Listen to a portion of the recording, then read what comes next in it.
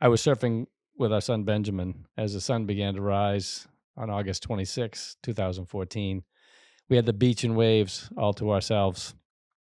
After an hour of surfing, I paddled down the face of a wave and sensed it wasn't a good one, so I pushed my surfboard aside and braced for the wave to close out over me.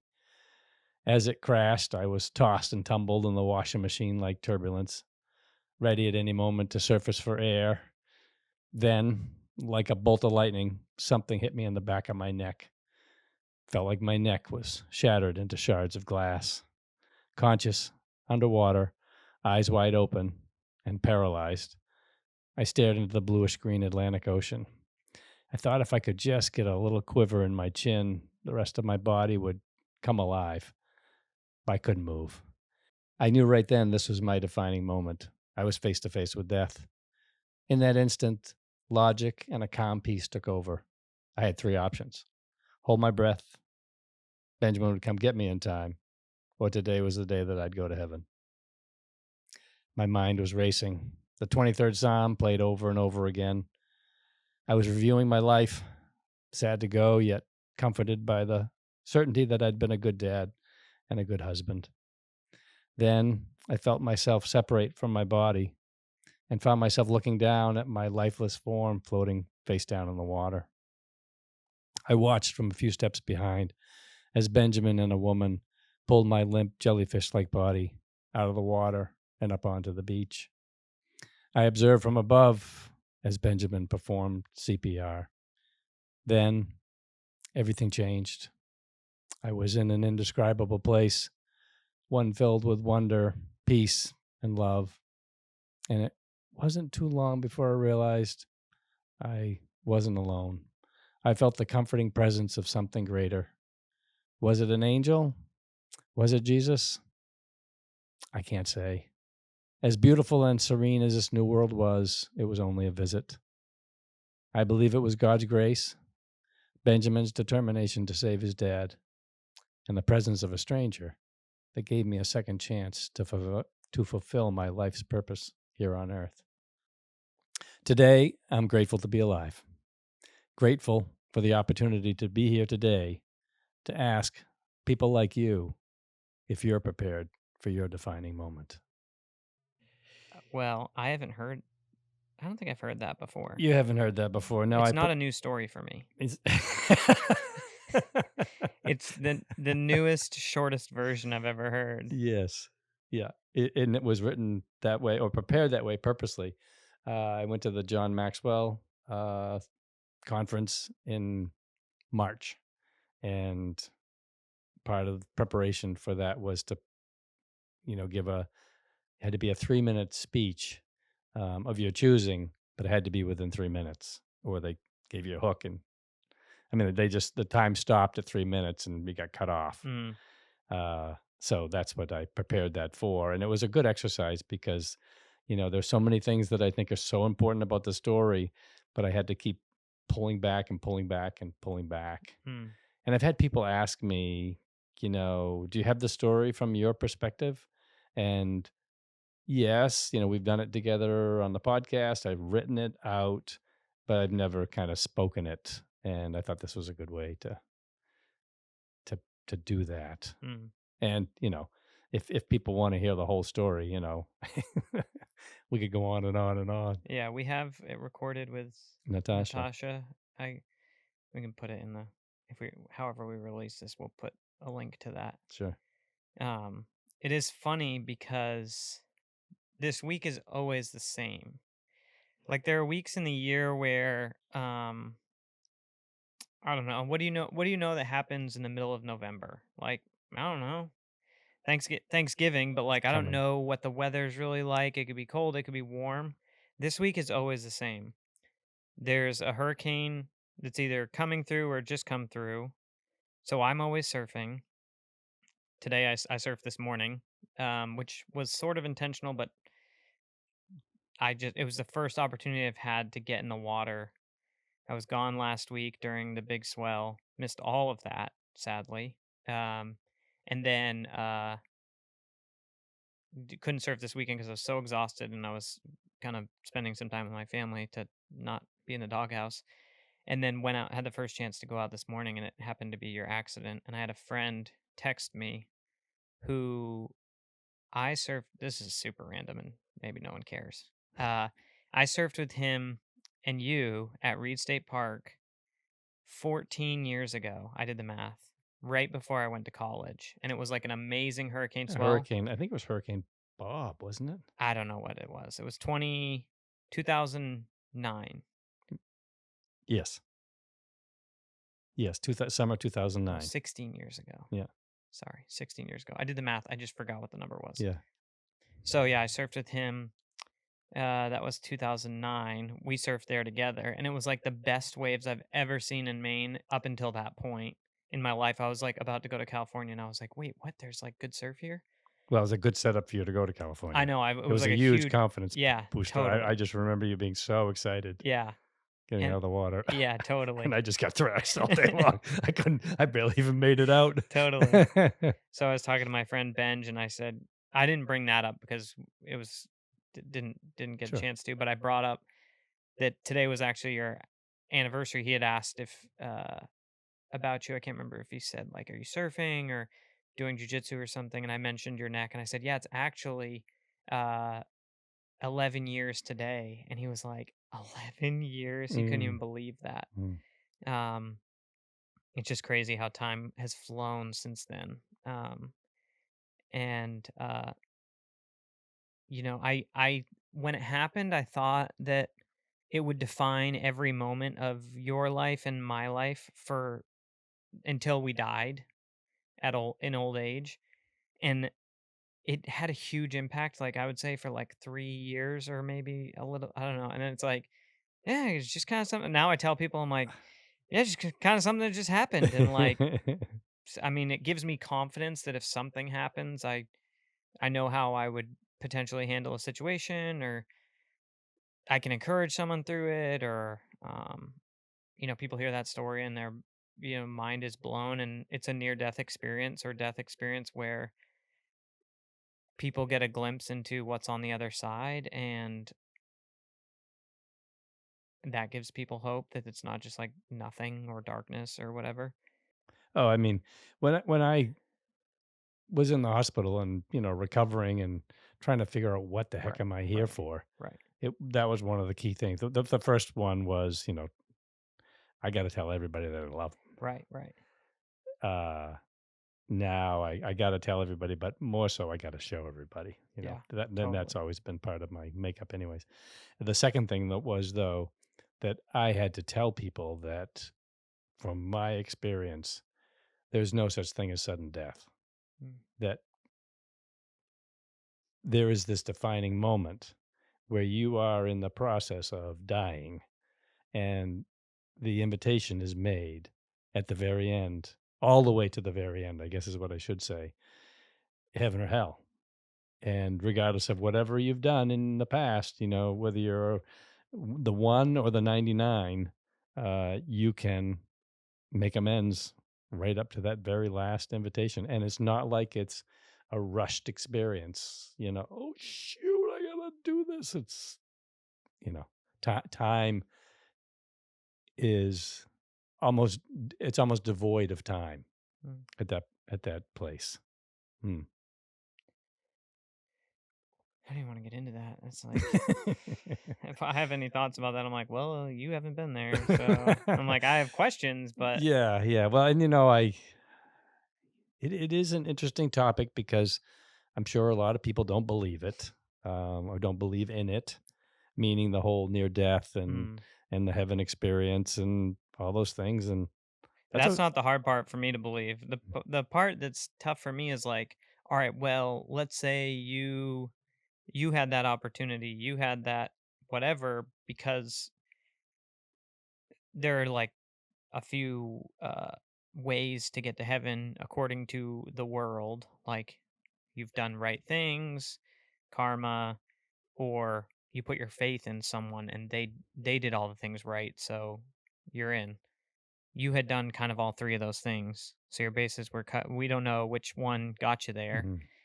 or that what if you hadn't done any one of or all of those things? Would you have had that Mm. chance or been given that opportunity. Yeah, and the way I look at that is for me when I was faced with that, it wasn't a decision that had been made, so I could think about other things. I wasn't Right, trying to make right, amends. I right. wasn't trying to say, "I'm sorry I lived this life." I mean, Totally, yeah, there are things that I totally, totally. I've done my things, Right, you but know? that just goes into, okay, it wasn't that you did everything right, Mhm, or maybe you just have to get a passing grade, and you had a passing grade, or um, you didn't do things right, and you put your faith in someone who did everything right, and yeah, and I and guess they got you the ticket, yeah, you and I know? guess it kinda comes back to a long time ago, I said, "I'm yours. Mhm, Do with me as you wish." mm, And I think in that period of invitation at that defining moment, regardless of what you've done in the past, if you haven't said that, that's the time. mm, mm. Yeah. I'm dead now, you can have me. Right. Yeah. Yeah. I Uh, rode my ride the whole way. I'm dead now, you can have yeah. me. What's that? What Andy Stinson said that when he was on something about when he rides into heaven in his convertible Cadillac With the wheels with falling the wheels off. falling off. Yeah, Yeah. yeah. I mean, it definitely everyone wants to be there. You either, like, wanna, like, be your own person. It's kinda like the vague way of saying, like, you don't wanna submit to anything, as long as you can, or you're the other kind of person. It's like, I wanna make sure my bases are Mm, covered, and, mhm, um yeah, I think it's encouraging to think about the fact that, everyone might have that opportunity. I'm certainly not waiting until the last second to figure, even if I just made a decision of where I stand, in or out. Like, who do I want to live for? Do I want to live for myself? Do I want to just live for my family? Do I want to live for more than myself and my family? And I just think, like, everyone kind of arrives at a different place a mm, little bit. Um, but ultimately, it, uh, it's like, do you want to be about you, or do you want to not be mm. about you? And I also think that a lot of what this is maybe saying what you said and maybe in a little bit different way that if I could offer some encouragement to someone who knows somebody who is running Mm, away yeah, from all of this, whether and they may have never been exposed to the opportunity to live, right, for heaven, basically. Um, and that's I'm sure that's very discouraging for some people who feel like their lamb is lost. mm, Uh, and yet I'm convinced that at that invitation in the very right, end, it doesn't matter what they knew before. I believe that, you know, the voice or the presence or whatever speaks. What do you want? right. It's so funny because I would have thought that out of this, I think you and I had a very similar experience with this. We would have thought that we talked to people who wanted to know for themselves. Like, oh, tell me so I can make up my mind. Hmm. I feel like most people are like, I've made up my mind. I either want to be encouraged in the decision I've made, or like, I don't really want to talk about that because I made up my mind and everyone goes to heaven, or you just experience some kind of, like, brain state that Hmm. we're all gonna experience when we die, and then there's nothing after. Then you become a tree. Um, Whatever. None of that, basically, or maybe a little bit of encouraging people where they're at. But what we experienced instead is so many people, like you said, their lamb is lost, and they're like, "My sister died, my son died, my brother. I don't know where they stood on X, Y, or Z," and they're, like, paranoid, Mm. like, stressing about, like, am I gonna see that person again? Or if they believe in, like, a torture hell version, whatever, which, like, I don't even wanna get into that or, like, express thoughts on that, or because all I have is questions pretty much. Haven't been there, don't know. Right, right. Um, they're so concerned for that person. And I feel like the only way I can reconcile all that is like, hey, you don't you don't know, even from your story, you still don't know. You might be encouraged one way or the other, but you still don't know. And, like, if that person could be you and trade places with you, like, what do you think they would want you to do? Like, how do you think they would want you to live from now until you die, or even just today, knowing that they didn't do X, Y, or Z, or that they didn't get an opportunity to, or that they didn't never heard from you or from someone else that encouragement. Um, I can assure you, you're not going to convince anyone that your faith or your story or whatever is, you know, true, and but you can share it and you can encourage people. And I just went to jiu-jitsu camp for a week, and they have like a Jesus and jiu-jitsu Bible study while you're there. And they started, I think, like 3 or 4 years ago, and it's, like, not official at camp. Like, they can't even make an announcement about it at camp because they don't want anyone They to, don't like, push feel people away. pressured or whatever. It's just, like, word of mouth, like, Mhm. "Hey, we're doing this. I if you're interested," or someone sees the book or whatever. Um, I think there was 3 people that started it, uh, 3 or 4 summers ago, and I think there was, like, 100 to 200 people at it. This year, it's a 500-person camp, so it's, like, almost 20% at some points, and I'm confident because I know some people that believe a certain way that aren't coming, and not like in a shame way, but in like a maybe they don't feel comfortable, or maybe they want to stay a little bit more under the radar so they could encourage someone that doesn't see them there, whatever the reason is. Um, but 11 people got baptized at the end of um, camp, and like to me that's like you were baptized like, in that moment, you know? Well, I mean, you were already baptized, Mhm. but, like, watching people choose to go on it's just it's so profound to me, like, to watch someone and I did it 2 I was baptized as an infant, but I remembered my baptism last summer, to, like, go underwater and make that decision and be like, "Alright, I don't fully understand this, whatever, but, like, here I am, um, yours." And to watch then this summer, watch people make that decision. I watched a dad baptize his daughter. Oh my gosh, I was like a absolute wreck, like boo-hooing on the side of the beach. Um, but like watching people, you go underwater and then you come out a different person. Like that's like the born again, trope or whatever. Is like you were this person, now you're this person. The things you struggled with before, maybe there's some remnant of it, but you're a totally different person. And like Jesus was baptized, like Jesus wasn't too good to be baptized. People think, oh, I don't need that or whatever.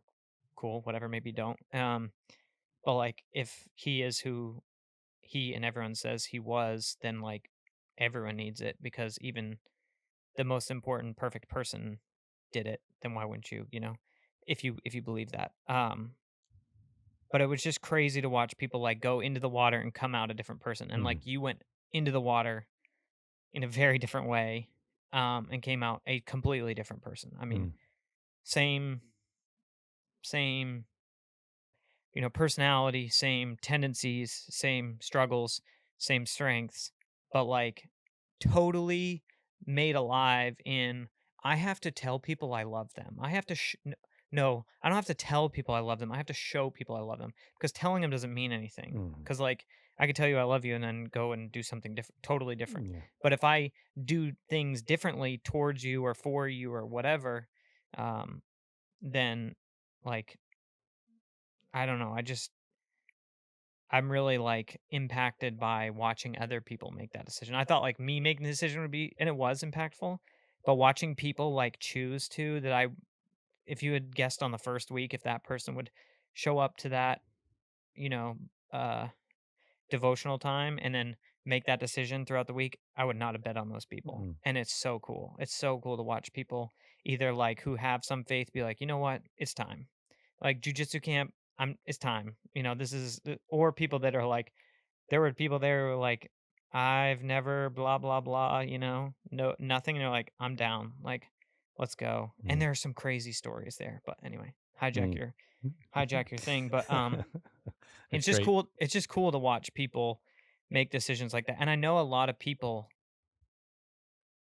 are like like they always say like if you felt that, like if you feel that feeling where you're like, this is talking to me, this is speaking to me, and like you want to know more or you want to like you're not like, I don't know, I don't you want to know more. You're not like you're not shying away from the feeling. You're like, I just want to like explore this.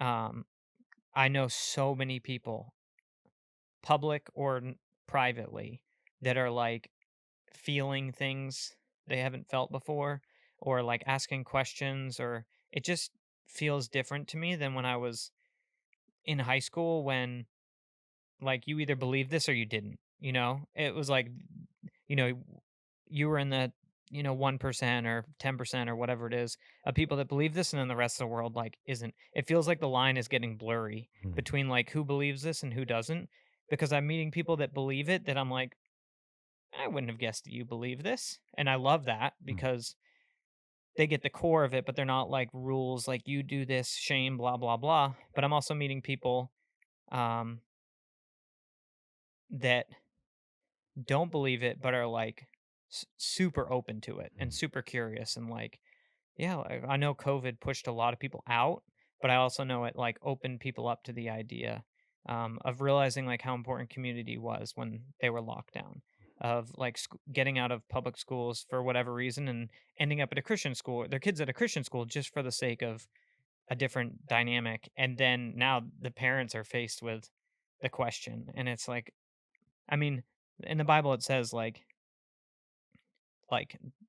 wisdom looks like folly and folly looks like wisdom. And the like people's faith looks ridiculous. It looks like you believe a fairy tale from the outside. It's a crutch. Right, yeah, or yeah, exactly, it's the opiate of the masses, as Yes. Mark said. Um, but really, it's like, man, uh, once you kinda, like, go there, you're like, "Wait, truth comes out of children's mouth, and lies comes out of adults' mouth." And so, you have this whole paradigm shift where you're like, "Wait a second, like, I've just been looking at this wrong. It's not that it's inaccurate or silly or whatever, I've just been approaching it the total wrong direction." Mm. And that has happened for me a lot, and I think parenting puts you in that position. It like throws you into the fire, the crucible, yeah, you know, to such a great extent that you really you're really tested, I think, and it's a continual test. It's every time you're with that infant, toddler, uh, young child, teenager, whatever it happens to be. I think that especially that period of parenting just it's the crucible of who you are and who you m- maybe who you are, who you really want to be, and how you want to love people. totally. Mm.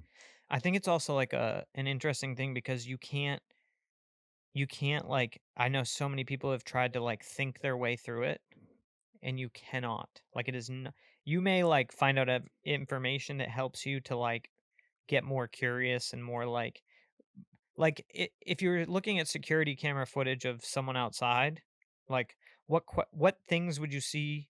What information would you gather from the security cam footage where you'd be like, "Hey, lock the doors, call the police." Like, masked, sneaking, um, gun, like, okay, easy picture. Call the police, lock the doors.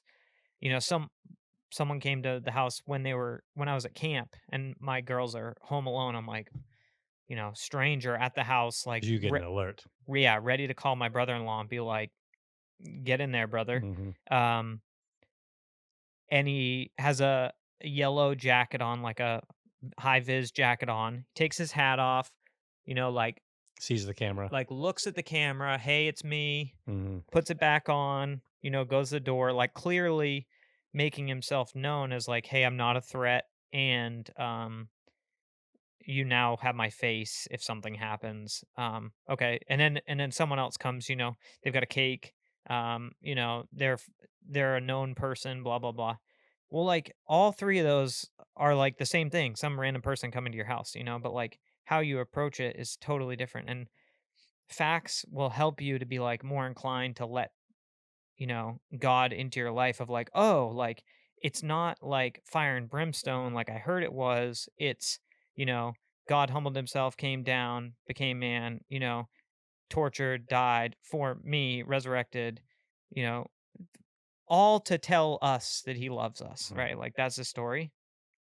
That's like, okay, that's like not the story I heard growing up. Right. Um, and so like you hear these like facts or you hear like different perspectives or testimonies of people that are like, yeah, this is what happened when I made the decision or we prayed for this person and like a miracle literally happened. Like, hey, I hadn't seen a miracle until I was 23. I'd heard all about them, but like I hadn't seen one. Um and that wasn't the last one I saw.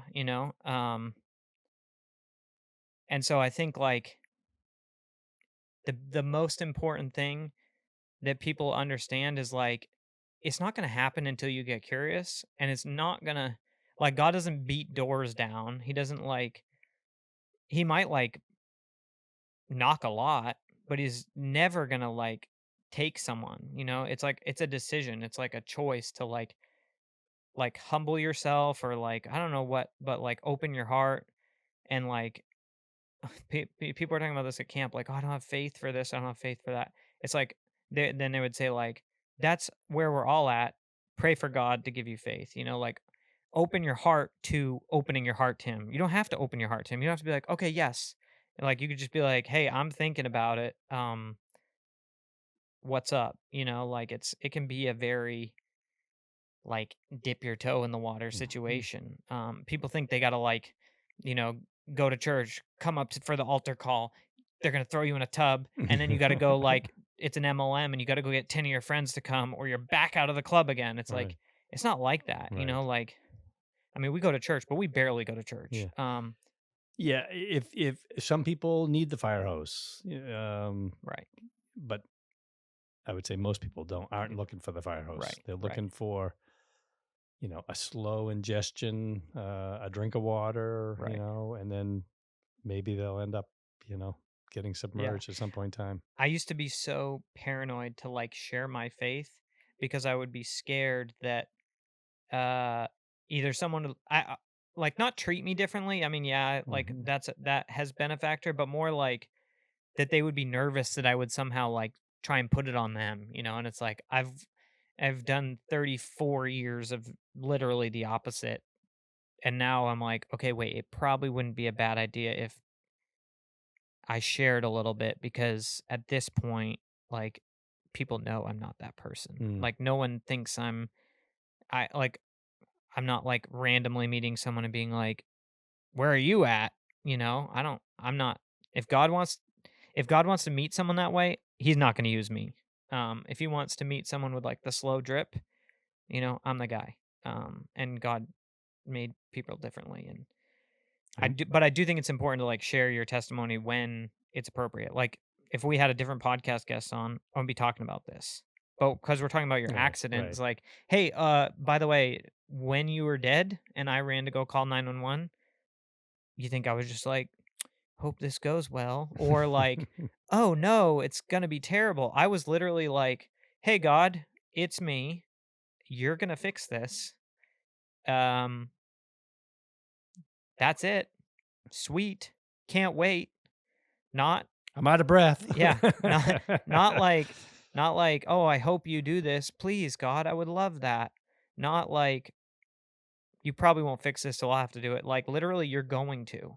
Like my daughter demands that I give her something, you know? Um, because she knows I'm going to give it to her. Because she knows how I feel about her. Sometimes we ask God for things and he's like, "No, you're not ready for that yet."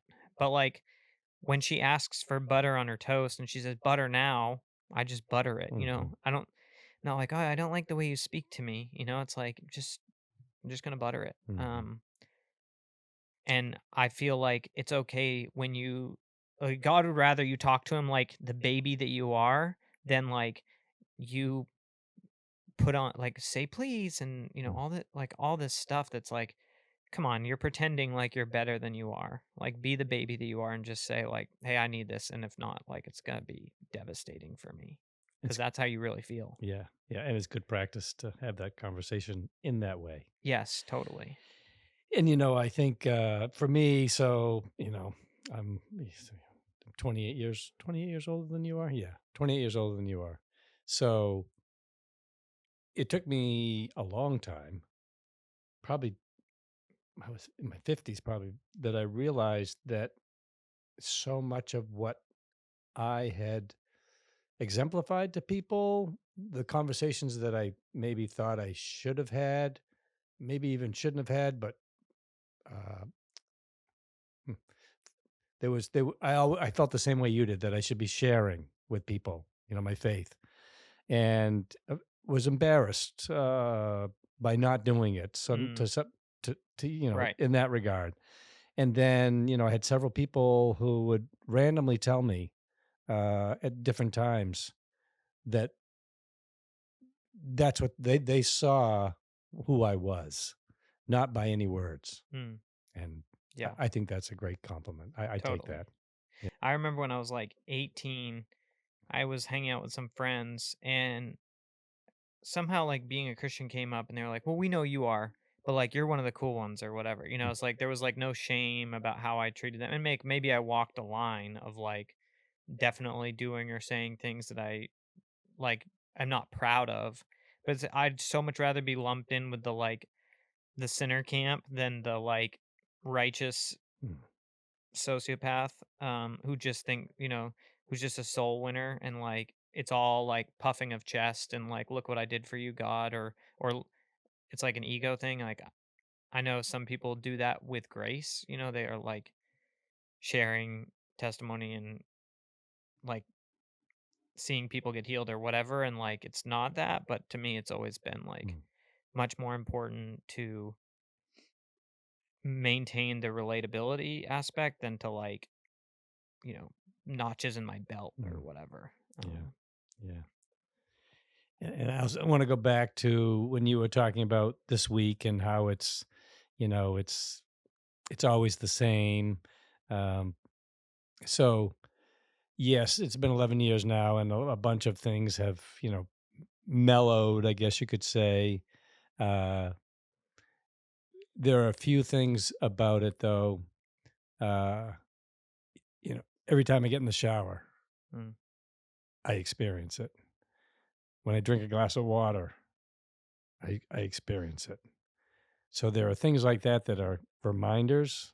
Um, there are times like right now when I'm with you that it's bonus, mm, you know, to be with my grandchildren, my family, my wife.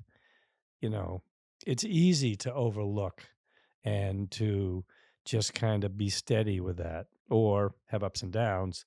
Uh, I tend to like the steady a little bit, yet, geez, I'll be someplace and I'll just say, "Huh, got to see this. mm.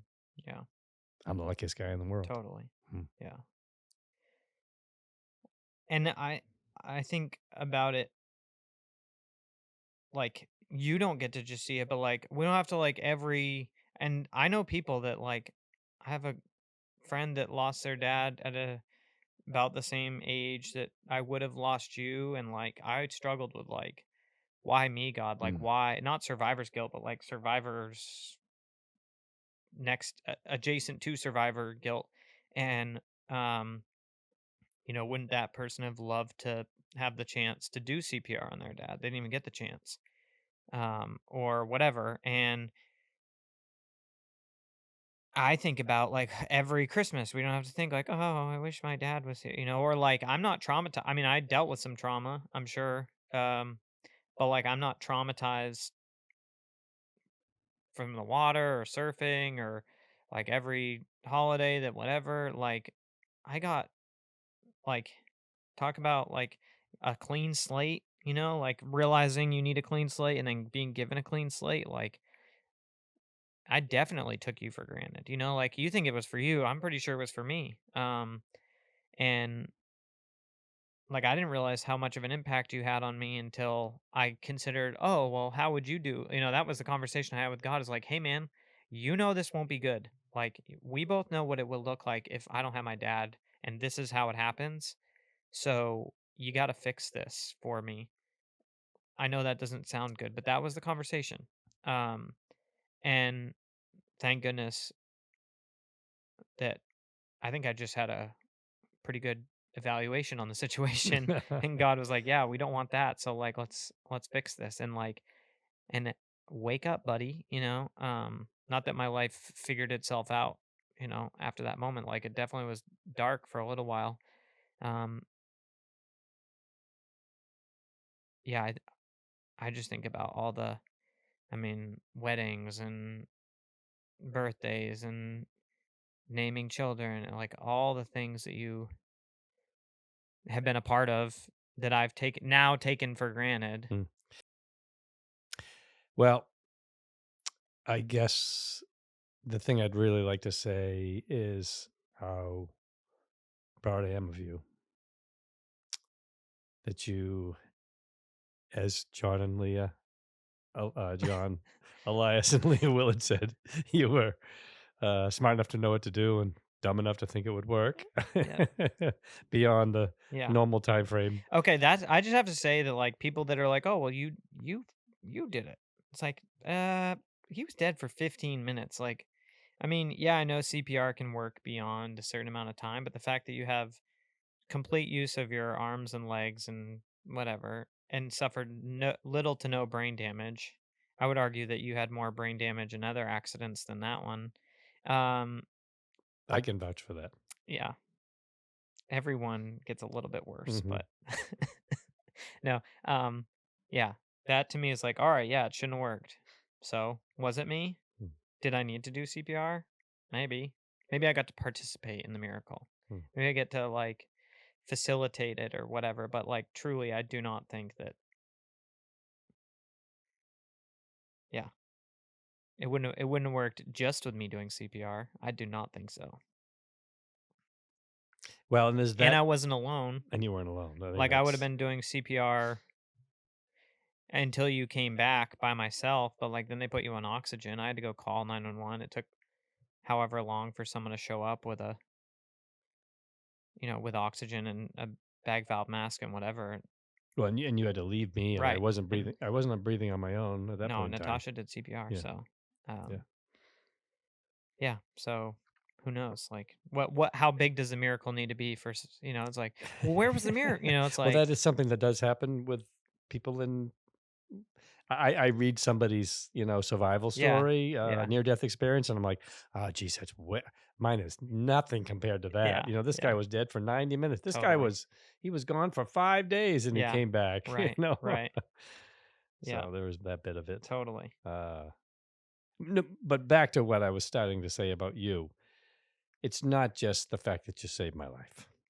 It's the fact of who you are and who you're becoming, Right. and the influence that you have on me, our family, people that you come into connection with. Uh, it's great energy. It's great wisdom. It's enlightening. You bring us uh, an infectious smile and light into any room, and people just are they're attracted to Yeah. it. That's the part of you that is similar. Yeah. The part where what was it? What were we talking about earlier that I was like, I'm so different than you? Oh, every time you get in the shower, was that it? Or uh, you say your thing I every say time you get my in the yeah shower. yeah. I'm like, "Oh my gosh, we're so different." Like, I wanna do a different thing every second, yeah, but that part I is have that part too. what? Wanting You to wanna do something yeah, different, no, not yeah, not totally. wanting to do the same thing. Yeah, Right, yeah. right. What else? Anything? I think we could go on forever. I think Yeah, this is good, totally. Benjamin. I'm Thank really you. grateful I appreciate it. to I'm sit grateful down too. today for this. And Yeah. It's funny because I was like, "Oh, no, we have to" like, I haven't we're talking about making the podcast seasonally, and it's still summer, and I was like, "Oh, no, I'm not ready for this," and I was like, "Come on, man, like, your dad was, you know, dead and now he's alive, like, what else does he wanna do today?" Like, I'm down. well, I just feel, especially on the day, I just Yeah, feel so compelled. It's like it starts a couple of days ahead of time. Well, probably about a month before, yeah, and I'm like, oh, what am I gonna do? I got to yeah, do something. I right, I gotta fulfill my mission. right, right. Yeah, it almost reminds you My too that, like significant, singly pointed mission. This one yeah. got to be I fulfilled. have noticed though that, like, it has changed it changes the way you for a little bit, I was like, "Oh, this is gonna be bad. Like, we're dad's gone off the deep end," you know. And it's like, but you have so much like energy, you don't know where to put. It's like a new white belt, you know. Mm. It started jujitsu. You're like, yeah, tell all your friends about it, but like, don't be like strangling them at cookouts, you know. Like, chill, dude. Yeah. And we were all there. And for the first few years, it was like, whoa, and but like, who was gonna deny it from you, Like, I was like, well, I'm not gonna say anything, like if I died and came back, I would be like that too. And now it's more like you're more like laser focused with it. You were kind of like shotgun before. Now you're like, all right, this is how I impact people. Do I have to be like a person that shares my story every second, all the time, to every single person I meet? Do I need to have a TV show? Like, no, it's like I can do the same work I was doing before, coming from a different angle. I can be involved in the 5 boards I was on before and come at it from a different angle or whatever, Mm. and change like little things versus big things. So you've done a great job of that. It's it's it is funny when it comes back up. I'm like, oh yeah, we're gonna talk about that again. Mhm. But yeah, I love you, Dad. I love you, Benjamin. All right, and we Thanks. love you if you're out there. Oh no, we're not saying it. We're just doing it. That's why we're recording this podcast. We're not saying what. We're not saying that we love people. We're Oh. just loving them, and that's why we recorded this podcast to show you that we love you. Yeah, but if anybody does need to hear that they are loved, we Yeah. do love them. Oh my gosh. Yes. Some people don't hear it, Yeah. and it's very sad. Mm. And we love you if that's you. Amen. The end.